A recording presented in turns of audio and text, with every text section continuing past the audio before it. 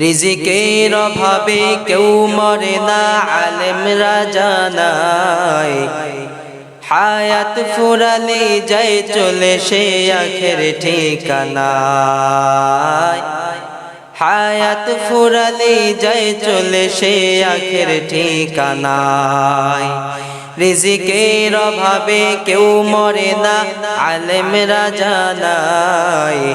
হায়াত ফুরালে যায় চলে সে আখের ঠিকানায়। হায়াত ফুরালে যায় চলে সে আখের ঠিকানায়।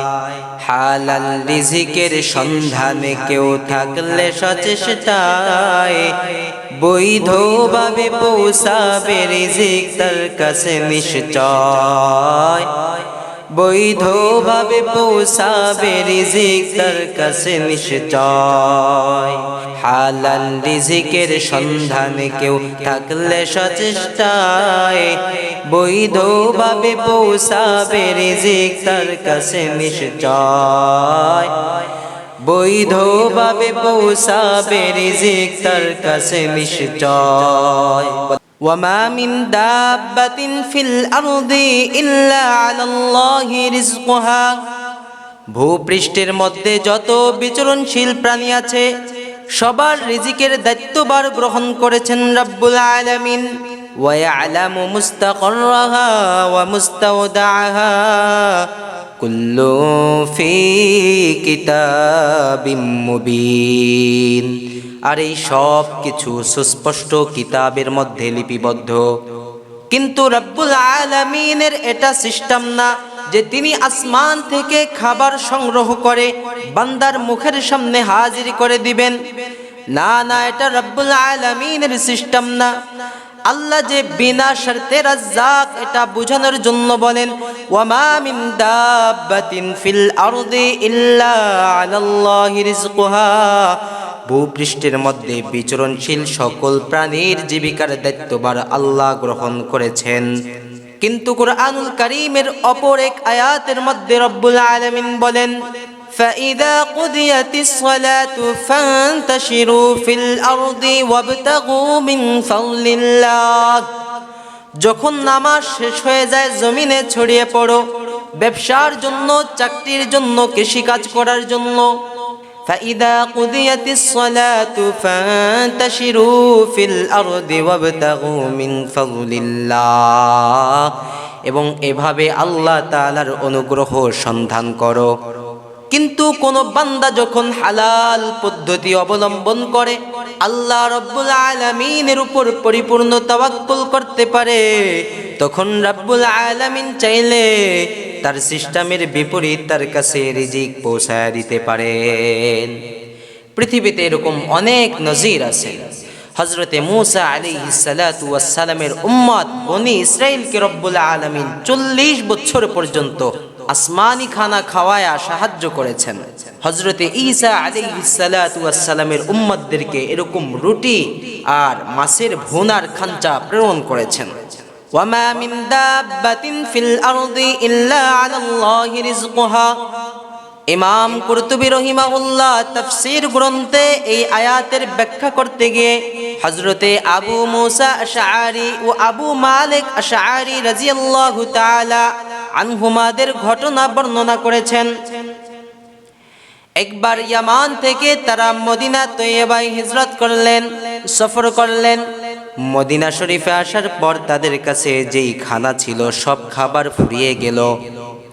এবার কাফেলার সকল লোকজন মিলে একজন প্রতিনিধি নির্ধারণ করল, যিনি রাসূলুল্লাহ সাল্লাল্লাহু আলাইহি ওয়াসাল্লামের দরবারে গিয়ে কিছু খাবার পানির সাহায্য চাবেন। সিদ্ধান্ত মোতাবেক কয়েকজন প্রতিনিধি রাসূলুল্লাহ সাল্লাল্লাহু আলাইহি ওয়াসাল্লামের দরবারে প্রেরিত হলো।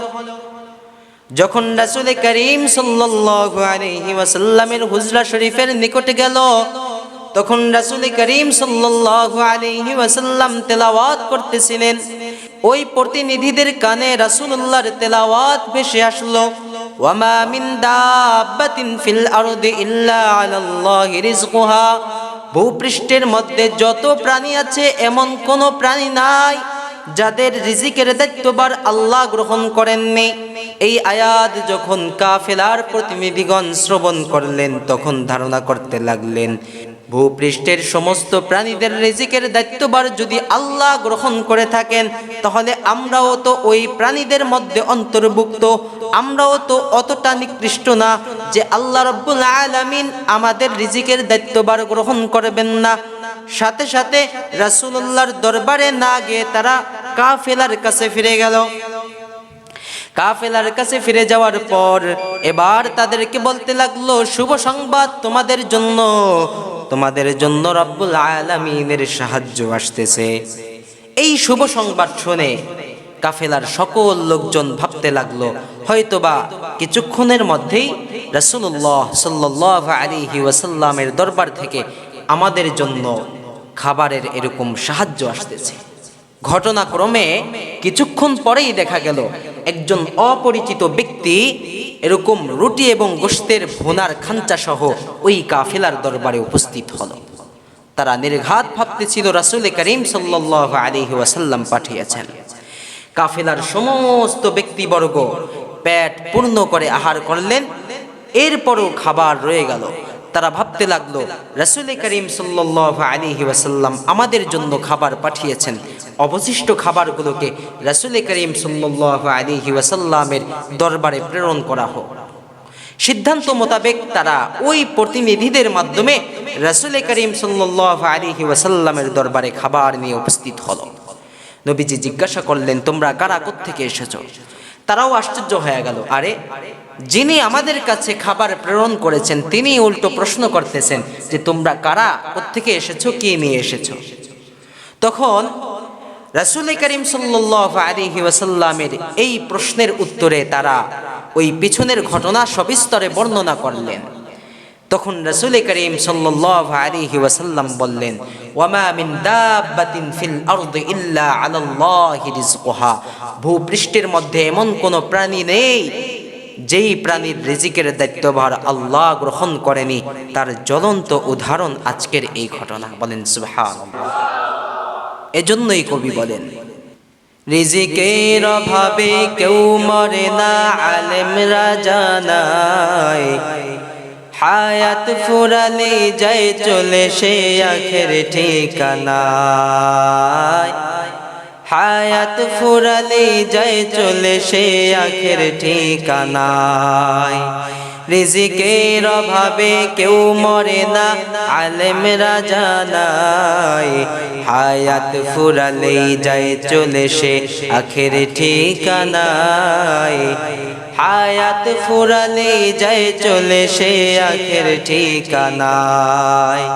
হালাল রিজিকের সন্ধানে কেউ থাকলে সচেষ্টায়, বৈধভাবে পৌঁছাবে রিজিক তার কাছে নিশ্চয়, বৈধভাবে পৌঁছাবে রিজিক তার কাছে নিশ্চয়।